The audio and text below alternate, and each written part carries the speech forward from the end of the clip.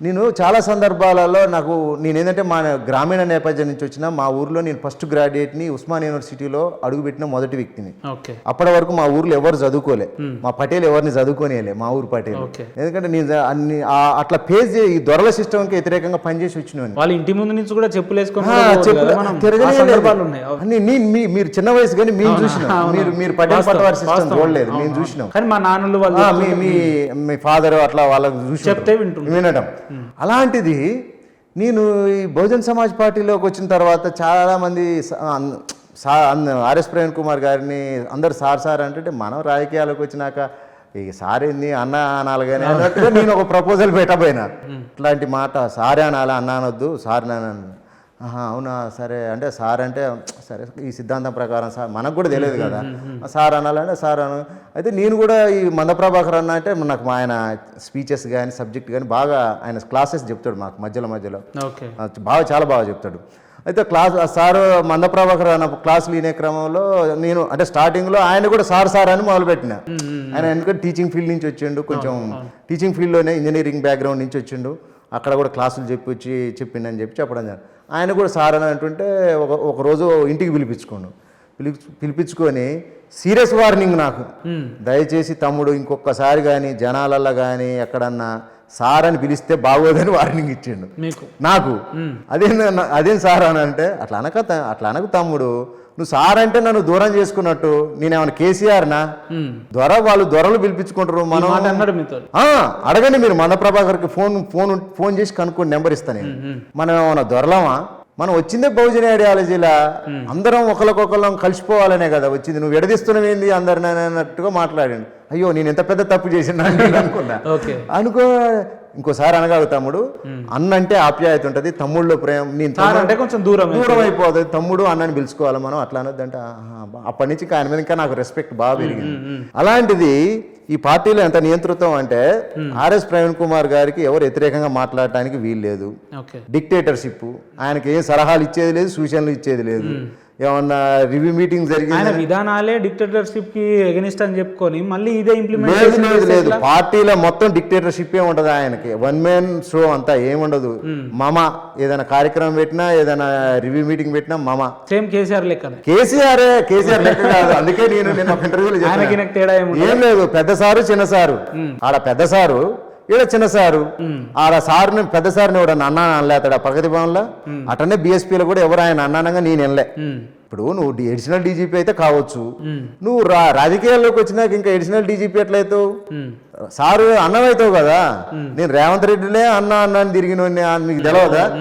జనజాతర టైంలో నేను అన్నాన్ని తిరిగిన, మదియాష్క అన్నానే ఎంపీ, ఆయన ఎంపీగా 2 సార్లు చేసిన, ఆయన లేస్తే ఆయనతోటి కలిసి తిరిగిన ఢిల్లీలో, ఆయన్నే అన్నాను అని కూడా తిరుగుతా. డాక్టర్ చెరుకు సుధాకర్ ఆయన డాక్టరు, ఆయన అన్నాను అని కూడా తిరిగినోడిని.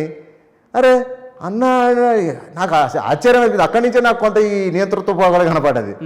అంటే వీళ్ళ సైకాలజీ కూడా ఇద్దరిది ఒకటే సేమ్ మైండ్ సెట్. అందుకే ఏ గూటి పక్షులు ఆ గూడికి చేరుకుంటాయి అన్నట్టుగా లాస్ట్కి ఈ 2 మనస్తత్వాలు ఒక తీరుగున్నాయి కాబట్టి వీళ్ళిద్దరు కలుసుకోగలిగారు అనేది సారాంశం. రైట్ సామన్న. చివరగా ఒక ప్రశ్న ఏందనంటే, ఎట్టకేలకు బీఎస్పీ పార్టీ బీఆర్ఎస్ తో కలిసింది, బీఆర్ఎస్పీగా మారింది. బీఆర్ఎస్పీగా సరే మీరు చెప్తున్నట్టు బీఆర్ఎస్పీగా మారింది. ఓకే, దాని తర్వాత బీఆర్ఎస్లో మన బీఎస్పీలో అణగారిన వర్గాలు కావచ్చు, ఆయన నమ్ముకొని మోసపడ్డ వ్యక్తులకు రాబోయే రోజుల్లో మీ నుంచి మీరు చేయబోయే కార్యాచరణ ఏంది, దీని ఫలితాలు ఏ రకంగా ఉండబోతుంది? ఖచ్చితంగా నేను 3 నెలల నుంచి ఇంట్లో ఏం పడుకోలే. మనస్ఫూర్తిగా నిద్ర లేదా మీకు? మనస్ఫూర్తిగా నిద్ర. నా మొహం చూస్తుంటే చూడు, నా పాత ఫోటోలు చూడ్రి, ఇప్పుడు చూడ్రి. రోజు నేను దాదాపుగా ఇంటి దగ్గర కనీసం నైటు 2-3 దాకా నేను నిద్రపోను. నువ్వు 2ంటికి ఫోన్ చేసి చూడు కావాలంటే నేను ఖచ్చితంగా పుస్తక పఠనమో మహనీయుల గురించో ఏదో ఒకటి చేస్తుంటా. నేను ఈ 3 నెలలు ఏం ఖాళీ కూర్చోలే, మొత్తం కూడా మన బహుజన చరిత్రనంతా కూడా మొత్తం తవ్వి పోసి రాసుకొని పెట్టుకొని ఉన్నా. అందుకే బీసీ ఉద్యమ వేదికని మళ్ళా అరంగ్రేటం చేయబోతున్నా తెలంగాణ రాష్ట్రంలో. అందుకే నా పేరు కూడా మార్చుకున్నా. ఇలాంటి వ్యక్తులైనా కూడా ఈ నినాదాన్ని ముందుకు తీసుకెళ్తారా, లేదంటే ఏదో ఒకరు నాలాంటి బాధితులను మళ్ళీ మీరు కూడా కూర్చోబెట్టి మాట్లాడతారు అట్లా చేస్తే? ఇప్పుడు చరిత్ర క్షమించదు కదా, దానికి కరెక్ట్ రీజన్ ఉండాలి, నువ్వు చేసే పనికి కూడా రీజన్ ఉండాలి. ఇలా మహాత్మా జ్యోతిబాపులే పేరు పెట్టిర్రు, ఎవడన్నా పెట్టిర్రా? ఇన్ని రోజులు ఆమెకు ఇప్పుడు కవితమ్మ గారు ఉన్నారు, మహాత్మా జ్యోతిబాపులే విగ్రహం అసెంబ్లీలో పెట్టాలని చెప్పి పెద్ద 10 ఏళ్ళు ఏం చేసినావు? 10 ఏళ్ళు ఏం చేసిరు మీరు? అప్పుడు మహాత్మా జ్యోతిబాపులే మీకు గుర్తుకు రాలేదు. మరి ఇప్పుడు వాళ్ళు ప్రగతి భవన్ పేరు మిమ్మల్ని మీ న్యాయాన్ని ప్రగతి భవన్ నుంచి బయటకు వెళ్ళగొట్టి ఆ కంచెలు ముళ్ళ కంచెలన్నింటినీ బద్దలు కొట్టి ఆ ప్రగతి భవన్ పేరు ప్రజాభవన్గా మార్చి జ్యోతిబాపులే పేరు పెట్టిర్రు. పెడితే నీకు తట్టుకోలేకపోతున్నావా? అంటే ఇన్ని రోజులు నీకు ఆ పేరు పెట్టాలన్న సోయి లేదు, ఇవాళ విగ్రహం గుర్తుకొచ్చింది. అంటే నేను కూడా ఏమంటానంటే, ఇవాళ జ్యోతిబాపులేని గౌరవించిన ప్రభుత్వం, ఇప్పుడు నువ్వు గౌరవించినావు, నేను కూడా గౌరవించాలి. నువ్వు అన్యాయం చేస్తే తిరుగుబాటు తప్పదు. ఇప్పుడు ఆర్ఎస్ ప్రవీణ్ నాకు పాలి పంచాయతా గెట్టు పంచాయతా? నాకు ఆయనకి ఏమన్నా గెట్టు పంచాయతీలోనా? నాకు అన్యాయం చేసిన అయినా భరించిన. కానీ ఇలా అన్యాయం జరగబోతుందనే కదా ప్రశ్నించేది. ఇలా కాంగ్రెస్ పార్టీ అసలు అనూహ్యంగా ప్రజాభవన్ పేరుని జ్యోతిబాపులే పేరు పెట్టింది. నాకు సంతోషం అనిపించింది. నేను ఇవాళ ఏం చేసినా నా పేరునే మార్చుకుందామని డిసైడ్ అయినా. ఇవాళ నా పేరు దేశగాని సాంబశివ గౌడ్ కాదు, దేశగాని సాంబశివ పూలేగా మార్చుకున్నా. ఇదొక సంచలనమైన నిర్ణయమా? సంచలనమైన నిర్ణయం. డిఎస్పి, దేశగాని సాంబశివ పూలే అంటే డిఎస్పిగా మార్చుకున్నా. పూలే సిద్ధాంతాన్ని రాబోయే రోజుల్లో మీరు కూడా విశారదన్ గారితో కలిసే అవకాశాలు ఉన్నాయా? అంటే డిఎస్పి అనేది పార్టీ కాదు కదా, వ్యక్తిగత పేరు కాదు కదా.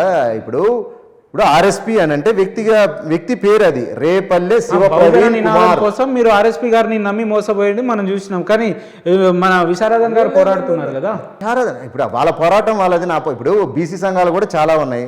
ఆర్ కృష్ణ ఉంది, మేకపోతల నరేంద్ర గౌడ్ గారిది ఉంది, జాదుల్ సీన్ గారిది, చాలా సంఘాలు ఉన్నాయి. నాది బీసీ ఉద్యమ వేదిక. పర్టికులర్గా నేను ఇప్పుడు బీసీ స్టాండ్ ఫస్ట్ మా వాళ్ళని చైతన్యం చేయాలి, తర్వాత నేను మన వాళ్ళందరినీ ఖచ్చితంగా కలుపుకుంటా. అదేం లేదు, డౌటే లేదు. పార్టీ పెట్టబోతా, ఖచ్చితంగా పార్టీ రిజిస్ట్రేషన్ కోసమే రెడీ అవుతున్నాం. ఈ బహుజనులకు నిజమైన పార్టీ లేదు తెలంగాణ గడ్డ మీద. ఖచ్చితంగా ఆ దిశగా నేను నిర్ణయం తీసుకుంటే ఆర్ఎస్ ప్రవీణ్ కుమార్ గారిని ఎదుర్కోబోతుర్రా? ఆర్ఎస్ ప్రవీణ్ కుమార్ గారు నాకు తెలిసి అప్పటిదాకా ఉంటాడా అని నాకు డౌట్. ఎక్కడికి వెళ్తారు, ఎక్కడ పంపిస్తారు? ప్రజలే పంపిస్తారు, నేనెందుకు పంపిస్తా? నేనేమన్నా ఇరుడా సూరుడా? నేను ఆయన ముందర చీమలాంటి, అందుకే తీసి పక్కన వేసిండుగా నన్ను.